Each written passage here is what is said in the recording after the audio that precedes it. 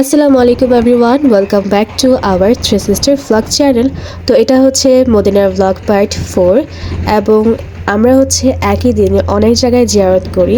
যদি আমি এই একই দিনে সেই জায়গাগুলোর জিয়ারতের ক্লিপগুলো অ্যাড করি তাহলে আমার ভিডিও প্রায় 1 ঘন্টার উপরে চলে যায়। তো আজকে শুধু তোমাদেরকে বলবো বীরে শেফার গল্প এবং তার আশেপাশে কিছু নিদর্শন জায়গা আছে, সেগুলো দেখতে পাবে। তো চলো, আর পরের ভিডিওতে হচ্ছে আমি বলবো বদর যুদ্ধের কাহিনী, জাবালে মালাইকার কাহিনী, এগুলো। তো আজকে চলো ব্লগটা শুরু করা যাক। আর আজকের ব্লগটা কিন্তু অনেক বেশি ইন্টারেস্টিং হবে এবং বীরে শেফায় কী কী হয়েছিল এবং এটার নাম কেন বীরে শেফা, এটার কাহিনী কী সেটাও জানতে পারবে। তো চলো আজকে দিনটা শুরু করা যাক। আজকে হচ্ছে আমাদের মদিনায় 5ম দিন আর আজকে হচ্ছে আমাদের মদিনার লাস্ট ডে। আমরা সবাই দাঁড়িয়ে আছি আমাদের বাসের জন্য, তারপরে হচ্ছে আমরা সবাই মিলে একসাথে যাব বীরে শেফা দেখতে। তার আশেপাশে কিছু নিদর্শন জায়গা আছে, সেগুলোও দেখব। তো চলো, তো আমরা বাসে উঠে গেছি। তো চলো আজকে যাত্রাটা শুরু করা যাক। এখন আমরা আগে গিয়ে বাসে উঠি, কারণ বাসটা পুরাই ফাঁকা। মানে আমাদের গ্রুপটা আগেই ওঠে অ্যান্ড পরে যে গ্রুপ ছিল তারা এখনও আসে নাই। সো আমরাই বসেছিলাম বাসে, অ্যান্ড বাসটা আমি একটু রেকর্ড করি যে বাসে দেখো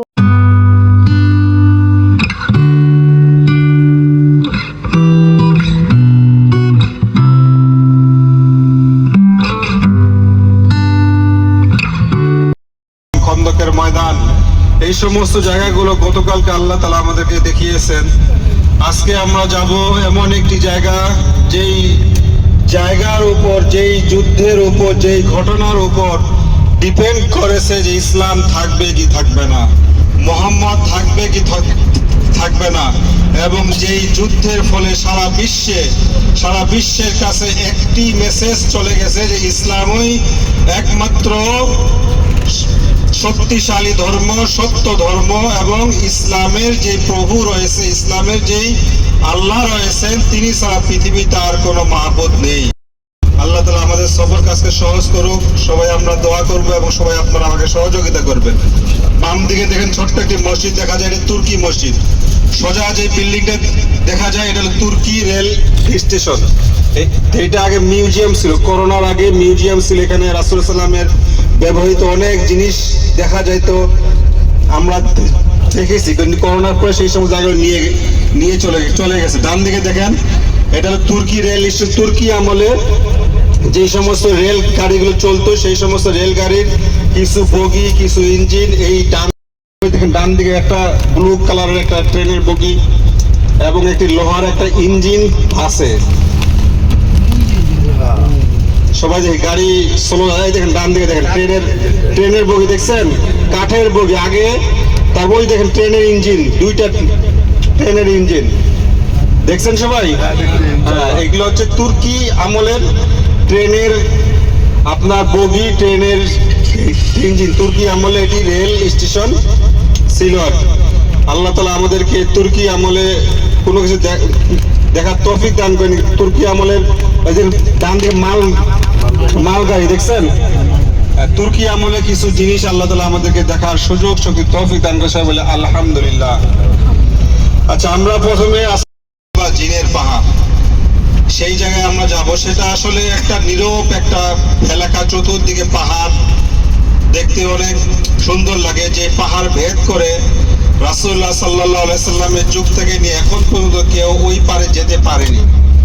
এবং ওই পারে মানুষে বলে, আমি শুনেছি আর কি গাড়ি ড্রাইভারদের কাছ থেকে এবং অনেক বিজ্ঞ মুআল্লিমদের কাছ থেকে, যে ওইদিকে আপনার রাস্তা তৈরি করতে গেলে রাস্তা আর হয় না, রাস্তাগুলো ভেঙে যায় এবং আসার সময় নিচু জায়গা থেকে উঁচু জায়গা থেকে আসলে গাড়ি অটোমেটিক আসে। এটা আমি দেখছি বেশ কয়েকবার।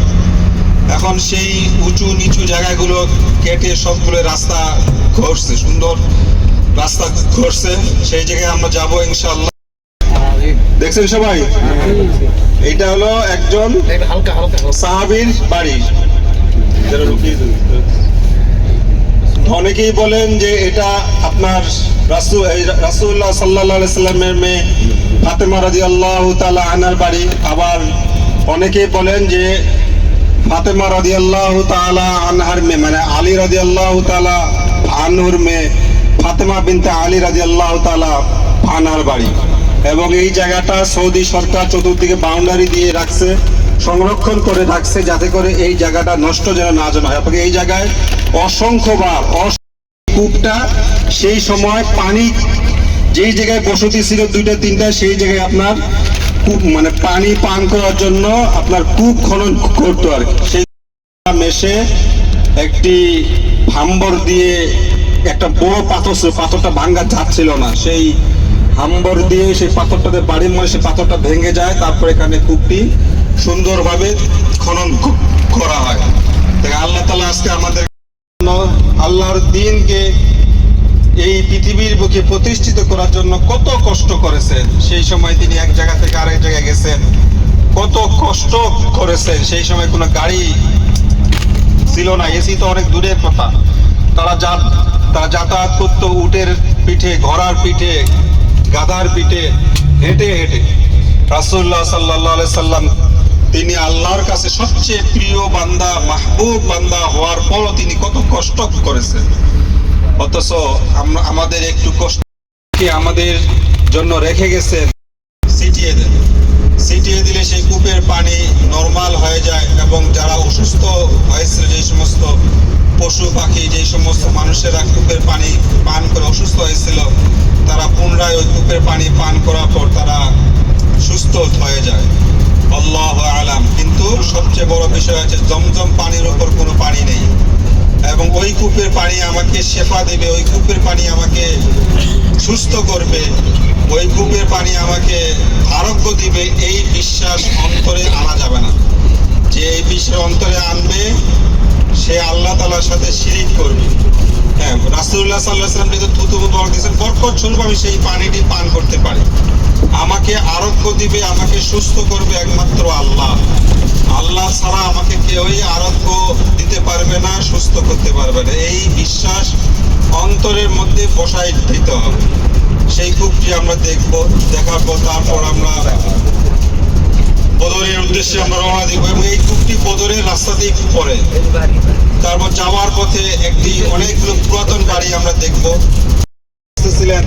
তখন সেই পাহাড়ের উপর আপনার 299টি ঘর পাবে, যার কারণে আপনার বড় হজের সময় আপনার যারা 18 লাখ টাকার প্যাকেজে আসে, আর যারা 5,23,000 টাকার প্যাকেজে আসবে, দুই ব্যক্তি কিন্তু সমান সওয়াব পাবেন।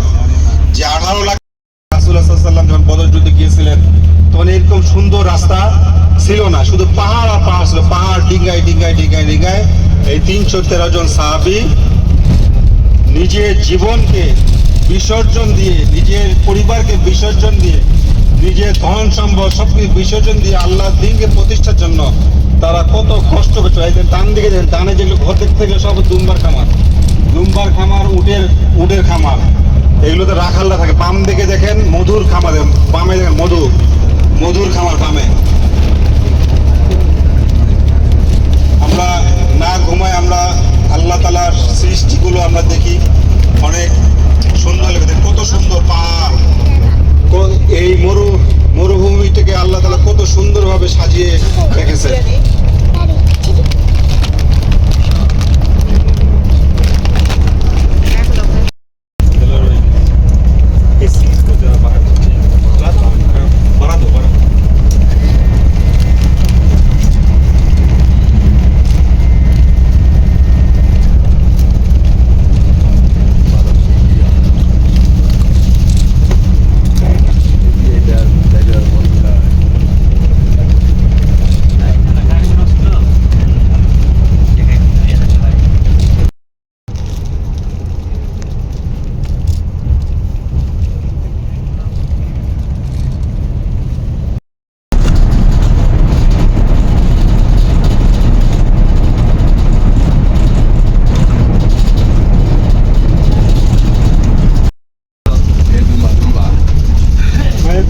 আমরা আসছি সবাই, আমরা নাম। তো আমরা চলে এসেছি বীরের শিফা বা শিফা কূপে। তো এখন হচ্ছে এটার স্টোরি তোমাদেরকে বলবো। মদিনা থেকে প্রায় 102 কিলোমিটার দূরে একটা জায়গা আছে যেখানে বীরের শিফা অবস্থিত, ঠিক আছে। বীর মানে হচ্ছে কূপ আর শিফা মানে হচ্ছে আরোগ্য। অনেক অনেক অনেক বছর আগে এই জায়গাটা এখানে একটা কূপ তৈরি করা হয় এবং যখন এই কূপ থেকে মানুষ পানি পান করতে লাগে তখনই হচ্ছে তারা অসুস্থ হয়ে পড়ে। এই অবস্থা দেখে গ্রামের মানুষরা ঠিক করে তারা যাবে রাসূল সাল্লাল্লাহু আলাইহি ওয়াসাল্লামের কাছে। তখন তারা তার কাছে যান এবং তাদের এই সমস্যার কথা বলেন। যখন তিনি শোনেন এই কথা তখন তিনি এখানে আসেন এবং এই কূপে তার থুতু মোবারক দেন। ঠিক তখনই এই কূপের পানি হয়ে যায় অমৃতর মতো অনেক স্বাদের। তার আগে কিন্তু পানি ছিল তিতা এবং দুর্গন্ধযুক্ত, মানে খাওয়ার উপযোগী ছিল না, এরকম অবস্থা। যখন নবীজি থুতু মোবারক দেন তখন সেটা হয়ে যায় অমৃত এবং এই পানির স্বাদ হয়ে ওঠে অতুলনীয়। কিন্তু তোমাদের মনে রাখতে হবে জমজম পানির ওপর কোনো পানি নেই, এটা একটা বরকতস্বরূপ পানি অবশ্যই। তাই বলে যে তোমরা মনে করে পানি খেলে তোমরা সুস্থ হয়ে যাবে, আরোগ্য লাভ করবে, তাহলে তোমরা আল্লাহ তাআলার সাথে শিরক করছো। তোমাদের মনে রাখতে হবে সুস্থ লাভ করতে হলে অবশ্যই আল্লাহ তাআলাকে চাইতে হবে, তিনি একমাত্র দেওয়ার মালিক। পানি অবশ্যই বরকতময়, খেতে পারো পাই বলে তোমরা যদি চাও তোমার সুস্থ হয়ে যায় বা এরকম কিছু, তাহলে কিন্তু এটা শিরক হচ্ছে।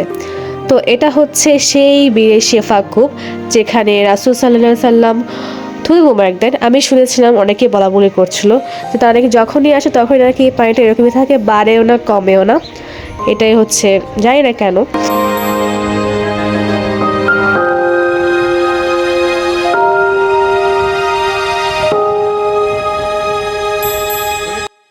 আর সবাই এখান থেকে হচ্ছে পানি নিয়ে ভরছে, খাচ্ছে।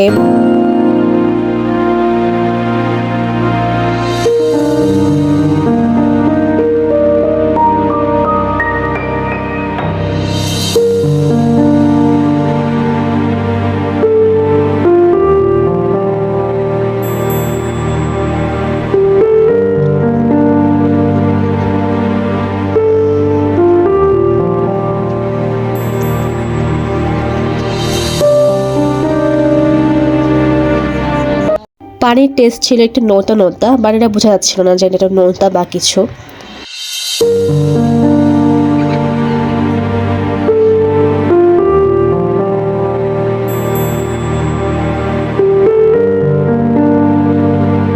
আর এগুলো হচ্ছে খালি বোতল, যারা হচ্ছে বোতল ক্যারি করে তারা এখান থেকে কিনে হচ্ছে পানি ভরে নিতে পারে, তাদের ইচ্ছা আসলে। আর সামনে হচ্ছে আমরা পাকোড়া দেখতে পাই, তো আমরা ঠান্ডা ঠান্ডার মধ্যে পাকোড়া কিনি। এই তুমি গুড়া দিও না, ওটা তো বাচ্চা কাচ্চা আছে, তুমি মেহমানদারি করা লাগে না। খালি যদি বলো দিয়া চাপ না তো। আমরা ঠান্ডার মধ্যে আইসক্রিমও খাই, আমার এখন খাইতে ইচ্ছা করতেছে। এবং সেই কূপটি আজও পর্যন্ত সংরক্ষিত অবস্থায় আছে এবং সেই কূপে রাসূলুল্লাহ সাল্লাল্লাহু আলাইহি সাল্লাম থুতু মোবারক দিয়েছে। সবাই বলে আলহামদুলিল্লাহ। আজকে বিয়ের শিফার কাহিনী এই পর্যন্তই। দেখা হচ্ছে নেক্সট ব্লগে হয়তো বা আমি বদর নিয়ে আসবো, আর হচ্ছে জাবালে মালাইকা, পারলে ওটার সাথে অ্যাড করবো, না হলে ওটুকু রেখে দেবো। দেখতে কিন্তু একদম ভুলবেন আর কমেন্ট করে ব্লগটা কেমন লেগেছে। আল্লাহ হাফেজ। আর হ্যাঁ, সাবস্ক্রাইব, লাইক অ্যান্ড শেয়ার করতে কিন্তু একদম ভুলবেন না। Bye bye.